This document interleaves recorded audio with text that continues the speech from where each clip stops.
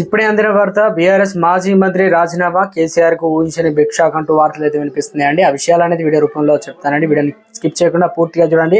Complete information అయితే అప్పుడే అర్థమవుతుంది. ఇంకెవరైనా సరే ఛానల్ సబ్స్క్రైబ్ చేయకుండా వీడియోస్ ఉన్నట్లయితే దయచేసి ఛానల్ సబ్స్క్రైబ్ చేసుకొని బెల్ ఐకాన్ ఆల్ పై ట్యాప్ చేయండి. ఇటువంటి ఇంపార్టెంట్ ఇన్ఫర్మేషన్ మిస్ అవ్వకుండా మీ ఫోన్ నోటిఫికేషన్ రూపంలో వస్తుందండి.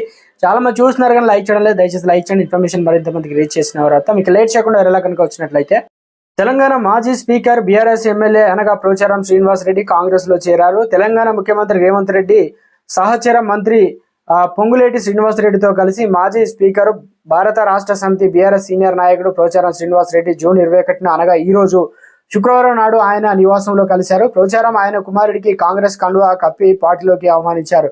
పిసిసి చీఫ్ రేవంత్ రెడ్డి అనంతరం రేవంత్ పోచారం మీడియాతో మాట్లాడారు. రైతుల సంక్షేమానికి పోచారం శ్రీనివాస్ రెడ్డి ఎన్నో సేవలు అందించారని రేవంత్ రెడ్డి అన్నారు. తమ ప్రభుత్వం రైతు సంక్షేమానికి ప్రాధాన్యత ఇస్తుందని, ఈ విషయంలో పోచారం సూచనలు కూడా స్వీకరిస్తామని చెప్పారు. రైతుల కోసం ప్రభుత్వం చేస్తున్న పనులను చూసి ఆకర్షితుడై తాను కాంగ్రెస్ లోకి చేరినట్లు పోచారం తెలిపారు. రైతు పక్షపాతిగా సీఎం రేవంత్ రెడ్డి చేస్తున్న మంచి పనులు మెచ్చి ఆయనను తన ఇంటికి ఆహ్వానించాలని పోచారం తెలిపారు. రాజకీయం ఇంకా తాను ఆశించేది ఏమీ లేదని చెప్పారు. తాను ఆశించేది రైతు సంక్షేమం మాత్రమే అని తెలిపారు. ప్రభుత్వానికి అండగా ఉండి రైతుల సంక్షేమం కోసం కృషి చేస్తానని చెప్పారు. పార్టీ మార్పుపై స్పందిస్తూ తన రాజకీయ ప్రయాణం కాంగ్రెస్ తో మొదలైందని అన్నారు. ఇక శ్రీనివాస్ రెడ్డి 1976లో గ్రాండ్ ఓల్డ్ పార్టీతో తన రాజకీయ ప్రయాణాన్ని ప్రారంభించారు. ఆ తర్వాత 1984లో తెలుగుదేశం పార్టీ టీడీపీలో చేరి ఎన్టీఆర్ కావచ్చు, ఇక చంద్రబాబు నాయుడు నేతృత్వంలో ఏపీ కేబినెట్ లో 2 సార్లు కేబినెట్ మంత్రిగా పనిచేశారు. మొదట గనులు భూగర్భ శాఖ మంత్రిగా పనిచేశారు.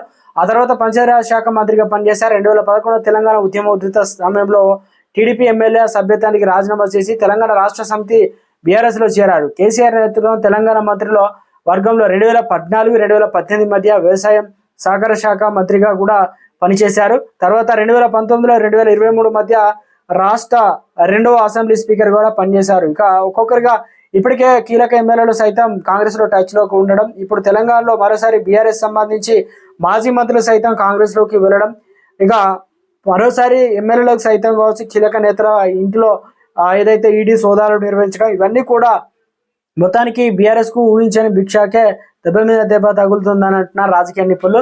మరి ఎప్పుడు ఏం జరుగుతుంది అనేది ఊహించని విధంగా టిస్టుల మీద టిస్టులు జరుగుతుందంటున్నారు తెలంగాణ రాజకీయం. ఇప్పటికే కీలక నేత చేరారు. తర్వాత ఎర్రబెల్లి దయాకర్ రావు టైం ఉందనే వార్తలు కూడా వచ్చాయి. చూడాలి ఏం జరుగుతుంది అనేది రాష్ట్ర రాజకీయాల్లో సంచలనంగా మారుతుంది. వెయిట్ చేయాల్సిందే అంటున్నారు రాజకీయ